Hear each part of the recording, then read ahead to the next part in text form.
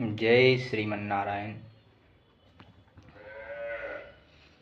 श्रीनाथ समारंभां नाथयामुनिमध्यमाम् अस्मदाचार्यपर्यन्तां वन्दे गुरुपरम्पराम्। सर्वमङ्गलमाङ्गल्यं सर्वोपद्रवनाशनं वन्दे रामानुजार्यस्य नित्यं पादाम्बुजद्वयम्।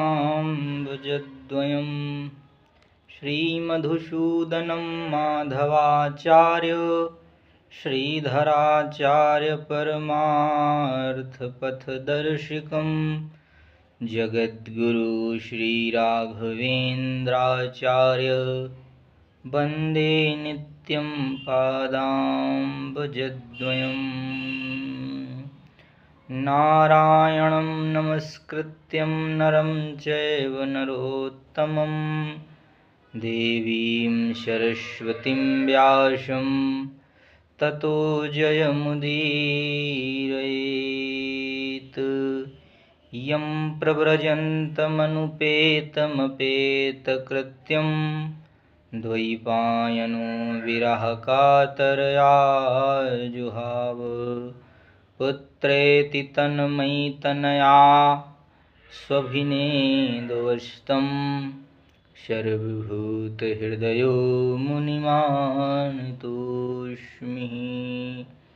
अनंतानंत कोटि ब्रह्मांड नायक सर्वे जगत नियंता कर्तुम कर्तुम अन्यथा कर्तुम श्वेतर समस्तोस्तु विलक्षण श्री प्रिया प्रीतम आनंद घन चिदानंद भगवान श्री कृष्णचंद्र जी को के श्री चरणों में कोटि कोटि प्रणाम स्वीकार हो।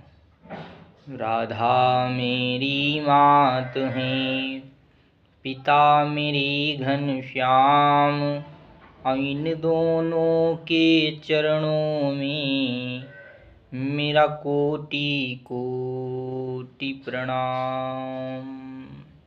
अपने अपने घरन की सब काहू को पीर, इन्हें पीर सब घरन की धन्य धन्य यदुवीर।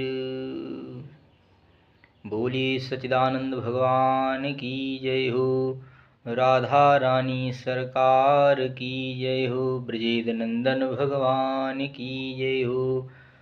राधा रानी की प्राकट्य दिवस पर आज राधाष्टमी का दिन है, तो इसलिए आज थोड़ी सी राधा जी की चर्चा पर हम सब चलेंगे। भगवान की वो परम प्रिया परम आह्लादनी शक्ति श्री राधा जी जो द्वापर के अंत में श्रीधाम बरसाना में जिनका प्रकट हुआ, जो प्रकट हुई थी वृषभानु के यहाँ, कीर्ति मैया के यहाँ, उन्हीं राधा जी के बारे में थोड़ा सा प्रकाश शास्त्रवत करेंगे, समझेंगे कि राधा जी कौन है। दुनिया राधे राधे बोलती है, हम जानते नहीं, तत्व को समझना परम आवश्यक है।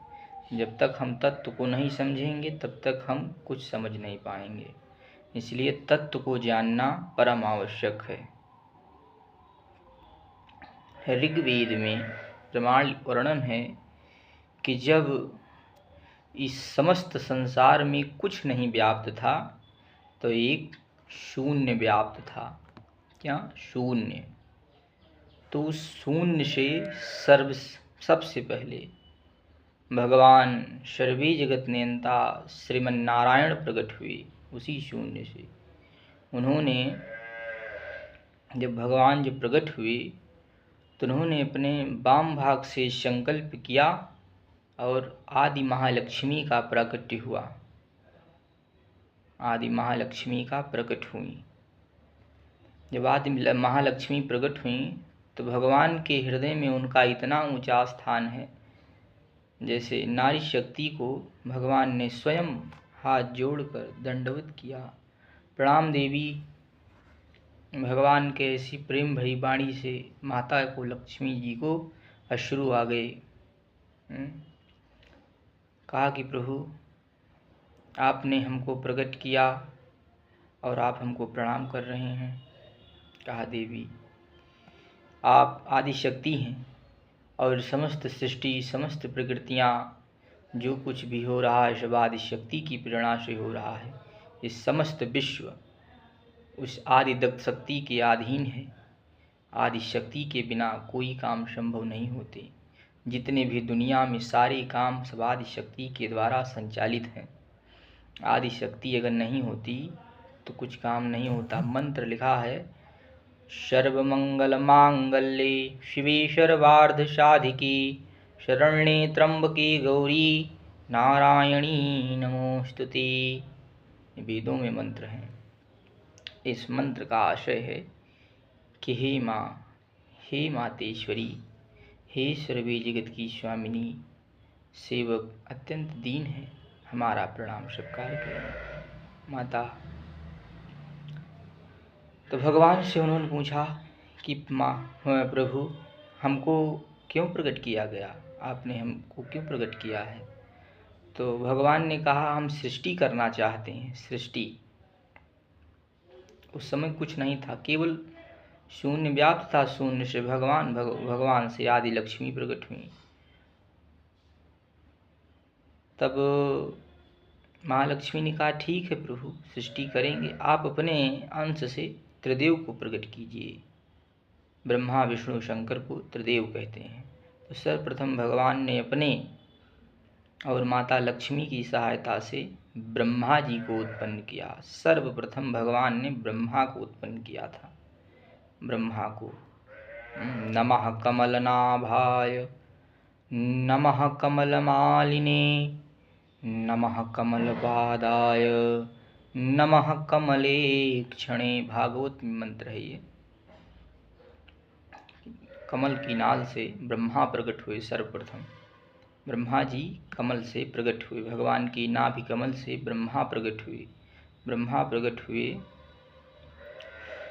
फिर उसके बाद भगवान श्रीमन्नारायण के अंश से विष्णु जी प्रकट हुए, फिर शिव जी प्रकट हुए। तो माता लक्ष्मी ने अपनी शक्तियों को फिर दान दिया। ब्रह्मा के संग में ब्रह्माणी जिन्हें सरस्वती कहते हैं, ब्रह्माणी, फिर रुद्र के साथ में रुद्राणी, अम्बाजी पार्वती मैया प्रकट हुई। फिर उसके बाद भगवान विष्णु को कहा कि जाओ, सबका स्थान दे दिया गया। शंकर जी को कैलाश, ब्रह्मा जी को ब्रह्मलोक और विष्णु जी को क्षीर सागर दे दिया गया। उस समय उनके पास आदि लक्ष्मी प्रकट नहीं हुई। तो भगवान ने प्रश्न किया कि देवी ऐसा क्यों किया, अब विष्णु के साथ में कोई नहीं रहेगा। तो उन्होंने कहा कि जब क्षीर सागर मथा जाएगा तो उसमें से मेरी ही शक्ति स्वरूपा मैं ही प्रकट होंगी लक्ष्मी के रूप में। तब भगवान विष्णु का पानी ग्रहण होगा और सदा के लिए परिव्राज हो जाएंगे दोनों। ठीक, फिर सृष्टि ब्रह्मा जी ने करना शुरू करी। शिव जी को इजाज़त किया कि आप भी सृष्टि करें।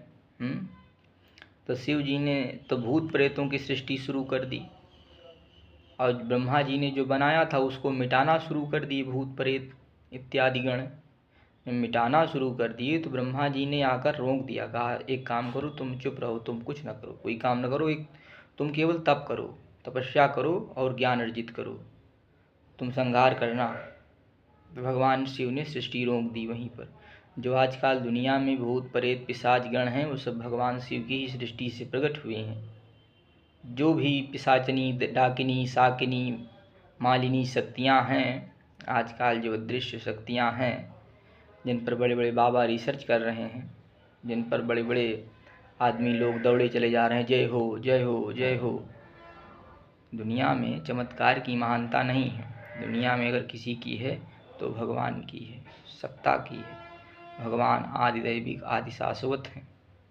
चंद्रमा मनुषो जाता चक्षुः सूर्यो वजायत। सूर्य चंद्र जिनके नेत्र हैं,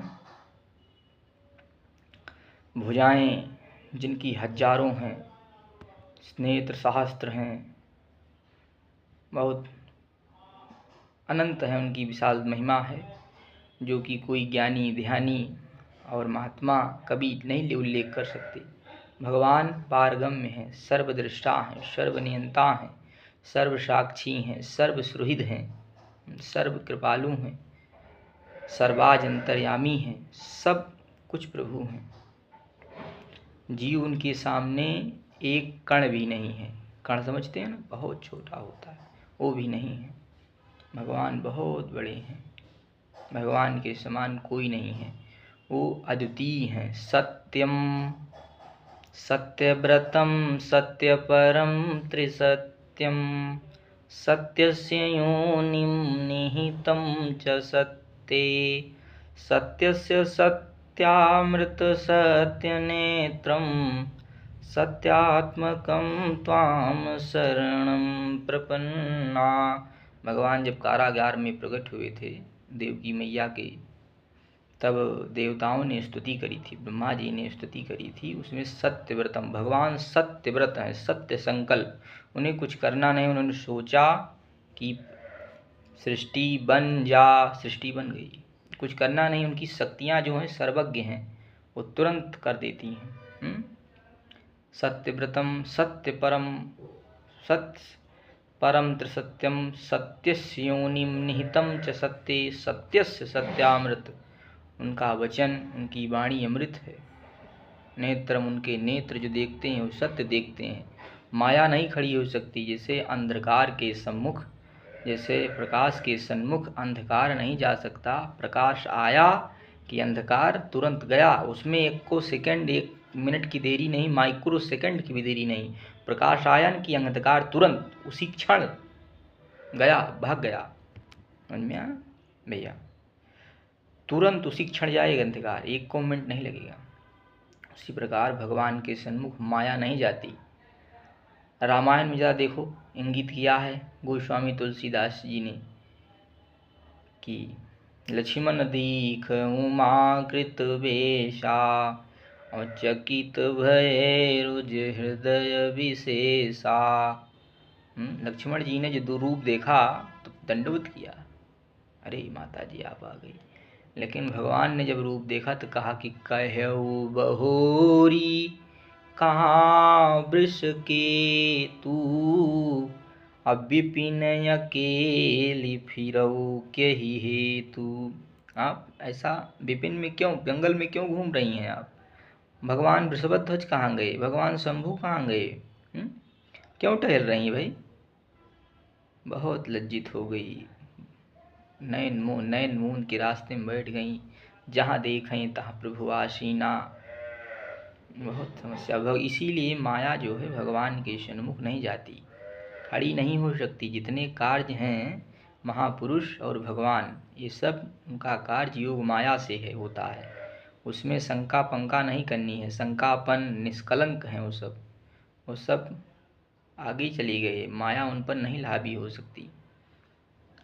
जब सृष्टि सब बनना शुरू हो गई, बन गई सब चीज़, तो भगवान श्री कृष्ण नहीं, श्री कृष्ण के अंश हैं श्रीमन नारायण, आदिकाल से हैं प्रकट। तो नहीं, श्री कृष्ण की आह्लादनी शक्ति हैं श्री राधा। राधा जी वैकुंठ में विराजमान रहती हैं। राधा जी का वैकुंठ, साकेत और गोलोक, तीनों अलग अलग नाम हैं, बस इसमें जरा सा भी नहीं। वही राधा सीता हो गई, जिनको साकेत में श्री राम जी के साथ में विराजमान रहती हैं, और वही राधा महालक्ष्मी हो गई, जो भगवान आदि नारायण के साथ में वैकुंठ में विराजमान रहती हैं। तो राधा जी की शक्तियाँ अनंत हैं। राधा कोई तत्व नहीं, कोई सर्वब्राज परिब्राज हैं, परिपूर्ण पुरुषोत्तम की आह्लादनी शक्ति हैं, मनोवांछा हैं, मन की तरंग नहीं है वो। राधा रानी जी के प्रकट दिवस पर जरा हम सब 2 मिनट राधे रानी का नाम का संकीर्तन करते हैं, उसके बाद फिर कथा में आगे चलेंगे।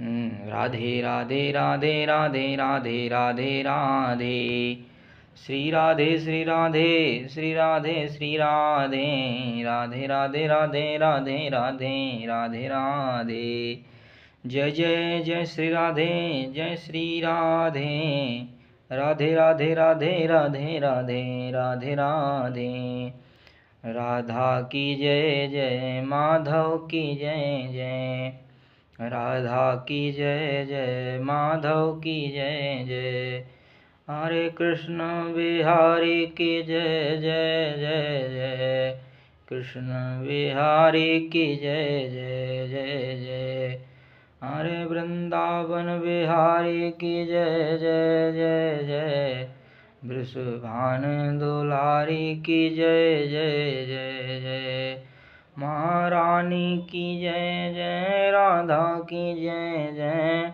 जय जय, वृषभान दुलारी की जय जय जय जय, बरसाना की जय जय, वृंदा की जय जय, मथुरा की जय जय, यमुना की जय जय, भक्त की जय जय, सबकी हो जय जय, जय जय जय जय, जय जय श्री राधा रमण बोली सद्गुरुदेव भगवान की जय हो, भक्तवांछा कल्पतरु भगवान की जय हो। तो राधा रानी क्या है, कौन है, कोई जानता नहीं है। बस शास्त्रों वेदों ने थोड़ी सी महिमा जो है राधा रानी की लिख दी। राधा रानी के शिष्य थे सुखदेव परमहंस, इसलिए उन्होंने कभी भी पूरी भागवत में राधा नाम नहीं कहा है। एक शब्द है राधावंतो भटान मृधा भागवत में, तो राधावंतो नहीं है। व्याकरण की दृष्टि से अगर उसको देखोगे समझोगे, परम विद्वान लोग समझते हैं उन चीज़ों को, तो राधावंतो नहीं आधावंतो है, मतलब दौड़ते हुए, दंड को लेकर दौड़ते हुए, वहाँ मतलब है, अर्थ है भगवान की जब कीड़ा स्थली हो रही थी, वृंदावन में लीला हो रही थी, तो वहीं है, तो उसे कड़ी कई कई अचार राधावंतो कहते हैं। तो राधा नहीं है, वो आधावंतो है। क्या? आधावंतो।